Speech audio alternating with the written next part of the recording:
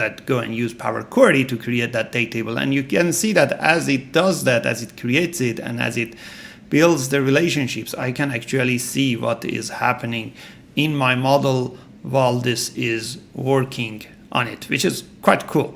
So here it created that table, it created the connection. I can just refresh the model. I can then ask another thing after this. I can say, it also did mark as a date table. Now I can say add a measure table with all time intelligence calculations for sum of sales amount from fact internet sales. This is going to now create the measure table for me with all of these common time intelligence calculations and their DAX measures, which then I can go and build my visualizations based on that. You can see that this also create the sales measure table now, and the measures will come right after that inside it. So quite simple. I'm not doing anything in Power BI Desktop. I'm just doing it from Claude, which is a AI tool such as ChatGPT, such as Copilot, GitHub Copilot. I just used Claude for this example, and I'm going to show you how you can use the same thing. So this created all of these measures and actually added them inside different folders, which is quite interesting. So if I go and look at any of these measures, for example, in here, for example, month to date or year to date, you can see their calculations here as well, which I can go and easily now visualize it. I can go and say, let's go and add year to date sales amount. And I want to visualize it in a column chart, and I want to also do this visualization based on year, quarter, month. So as you can see, my visualization look like this, which shows you the sales amount accumulating over the years. So now I'm going to show you how you can achieve the same thing, how you can set up your environment to get to exactly the same setup using Claude, using Power BI MCP Server for modeling MCP Server. My name is Reza Rad from Radicat.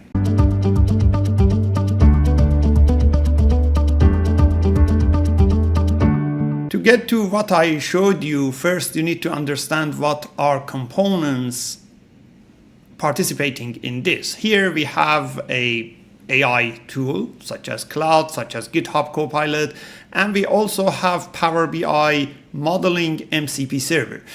What is MCP Server? This term you might have heard it around quite a bit. What is that? MCP Server is a way that AI tools or AI agents can do actions on a certain environment. For example, if we are talking about Power BI environment or Power BI tools or Power BI files or Power BI modeling, Power BI modeling MCP Server will enable an AI tool such as Copilot, such as ChatGPT, such as Claude to go and do some Power BI modeling activities, such as creating a table, such as documenting your table, adding a measure, things like that. So consider MCP Server as the hand of the AI agent.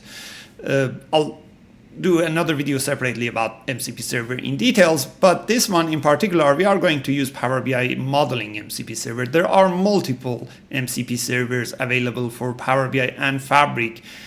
In overall, there is a remote MCP server, which you can go and use it for connecting to your Power BI service. There is a modeling server, modeling MCP server, which is the one that I'm going to show you today.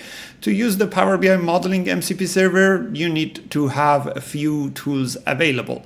First, you need to understand that this is not for you to work with the MCP server directly. This is for the AI tool to work with the MCP server. So AI tool needs a way to connect to Power BI.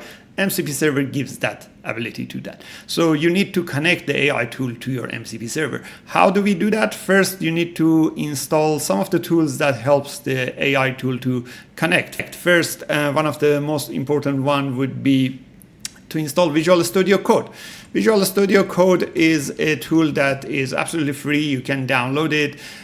It's an open source tool as well. It's a tool that we use it not for creating applications in Microsoft tools. We can create the application in any tools. So you download that first.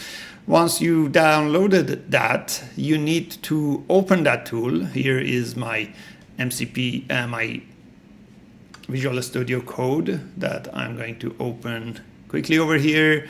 This is my Visual Studio Code. Once you download that, you need to install that MCP Server extension. And the way that we do it is by going to this extension section. Let me enable my zooming tool so that we can open it easier. So this is the extension area. You go to the extension section and you search for Power BI. You might find a few extensions available. The one that I'm talking about is called Power BI Modeling MCP Server. As you can see, this is already installed for me, so I see an uninstall button. But if it is not something you have installed, you'll see that install button. Once it is installed, you would see your MCP servers installed as well. Now, once that is installed, you can use this directly in GitHub Copilot to talk with Power BI. So I can actually go to GitHub Copilot here and ask questions right away to connect to my Power BI model. But I'm going to show you how you can do this using Claude. So what is Claude? Claude is something similar to ChatGPT or Copilot, but it is something that is provided by a different company, Anthropic. You need to download Claude application. So once you download the Claude application, which you can download it, once you download the Claude application, you will have it as a application separately, and that application needs to connect to this MCP server that we have created. And the way that it works is that you need to first go and find the location of that MCP server installed. Finding that location is not complicated. You need to go to user profile folder, which is the profile of your own account. Then under this you will have a few folders. We'll go to Visual Studio Code. Under that we'll go to extensions. Here you'll find all the extensions that you have installed, and one of these should be your Analysis Services Power BI Modeling MCP Server. When you go there and when you go under Server folder, you'll find Power BI Modeling MCP. This is the file that we need to store the path for this so that we can connect it to the cloud. So I'll go here and I say go to Properties. I can find the properties, here it is. So I'll find the properties and I'll go and copy this path.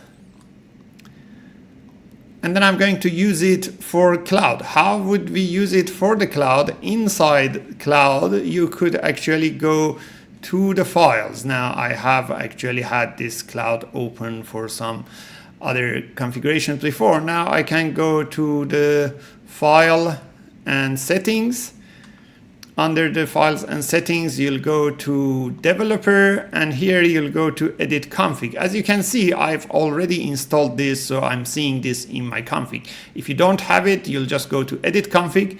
What this does, this will locate the config file for cloud. You could open that file even in Visual Studio Code. This is that file and what it looks like. Now when you first come into this, you may not have this section in it because you may not have an MCP server installed. So what you need to do is to add this section, and I'm putting that script in the description below of this video so that you can find it. You'll add this, but the only difference is that here you would add your own path. One thing to remember is that you should use double backslash inside instead of single backslash. So the name of the file and the path. Once you add this, once you save it, this is a JSON structure file. Once you save it, that's it. Your cloud is now connected to your MCP server, and the next time you are going to do anything in cloud, it is going to remember that. So I'm going to show you now how this is going to work. I'll put the cloud in this side of my window, and I'm going to open Power BI Desktop, a model in Power BI Desktop in the right hand side. And And I'm going to show you how exactly this connects to my model and how exactly this works. Of course, this is a modeling MCP server, so it cannot do visualization for me. It cannot do reporting and things like that, but it can do anything related to the modeling itself, regardless if it is a PBIX format or if it is PBIP, the new Power BI project format. No matter which format it is going to work in both of these situations. Here's my cloud. I'm just waiting for Power BI to be up and functional. I'll move Power BI to this side as well. So here is my Power BI model. You see with two tables, customer table, fact, internet sales table.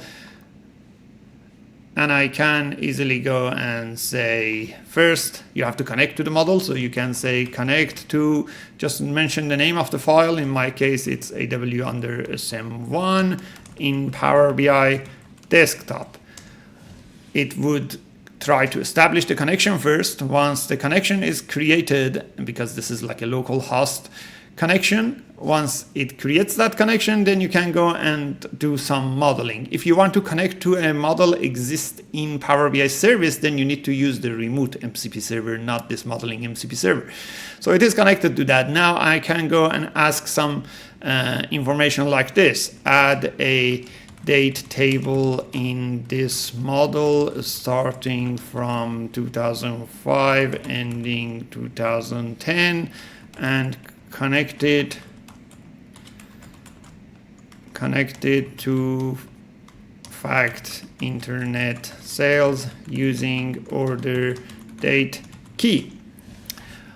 You could be more specific. You could say, I want to create this using Power Query, for example, or I want to use this particular function to create it. Consider that you have this LLM capability now, and it is combined with Power BI MCP Server. Power BI MCP Server gives this capability to function on the Power BI side, and LLM itself gives this capability to use AI to come up with the best way to build that thing that you want. In my case, it is going to create that, which is similar to what I showed you at the beginning of this video. It is going to create it using a DAX calculated table. And once this DAX calculated table is created, it will show immediately right over here. You might need to refresh your model for getting some of the changes impacted. And that's about it. If your file is PBIP, this also would work. The process would be slightly different, but that is everything that behind the scene is happening when Claude is talking to this Power BI modeling service. It's not just something that you have to be worried about. It is all happening behind the scene. Okay, as you can see, this created the dim date, and as it creates it, we can actually see that in the Power BI semantic model. We might need to refresh the model to get that content up to date, because some of the functions need to refresh to get the data loaded into that. But the date table is created. The connection is going to be created. As you can see, it is already created. I can see this is the table and this is the relationship of that. If I want to refresh the model, I can just hit the refresh button. While this is refreshing, I can go and operate some other things in here as well, such as create a measure table with all time intelligence calculations for sum of sales amount from fact internet sales table. Okay, now I'm asking this to create a measure table for me with all the time intelligence calculations, and it uses the sales amount from the fact internet sales table for the basis of all its calculations. Let's see how this is performing that. So as you can see, it creates a measure table first. It is going to create time intelligence measures under that in a second. One thing you need to remember is that this is a modeling MCP server. It cannot do the visualization. So if I want to use those later in a visualization, I'm going to do that myself. It creates all the folders and measures under each folder as well. It tells me that it created 27 measures, all year-to-date calculations, quarter-to-date, month-to-date, year-over-year. All of these are created. I can actually refresh the semantic model and then go and visualize this over here by adding, for example, year-to-date value right over here in a visual like this, and I'm going to show that on my date field, date table, which I actually created that also using vibe coding. And here you can see this is the output, comparing this with the normal sales amount that we have in that table. If I just bring the sales amount itself, you can compare the two. This is the sales amount for every month, and this is the accumulated as a year-to-date figure for every month. It accumulates all the way to the end of each month. So as you see, this is really simple to use. There are a few steps needed to get that setup working, but once you do that, you can use this Power BI modeling MCP server for any AI tool to work with your Power BI model so that you can vibe code your changes, and it works just as simple as that. The remote Power BI MCP server gives you ability to connect to your Power BI service, which I'm going to explain that in another video. I hope this video helped you in your Power BI development and implementation. My name is Reza Rad from Radacat. We do Power BI and consulting, Power BI consulting and training, also Microsoft Fabric training and consulting. If this is something you need help, contact us. If you like this video, go ahead and subscribe into our YouTube channel. We have weekly videos on these subjects. Until the next video,